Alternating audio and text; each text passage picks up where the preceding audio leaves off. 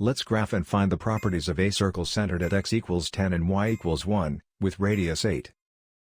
The center is the anchor point of the circle.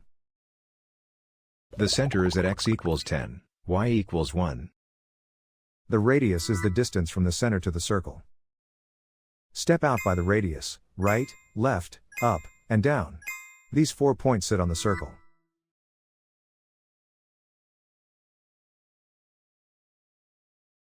A circle equation uses center shifts on the left, radius squared on the right. The signs come from subtracting the center coordinates, x minus 10, and y minus 1. The radius is 8, so the right side is 8 squared, which is 64.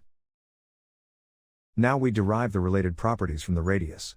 The diameter is 2 radii across, 2 times 8 equals 16. The circumference is 2 pi r, 2 times pi times 8 equals 16 pi. The area is pi r squared, pi times 8 squared equals 64 pi. So this circle is described by its center and radius.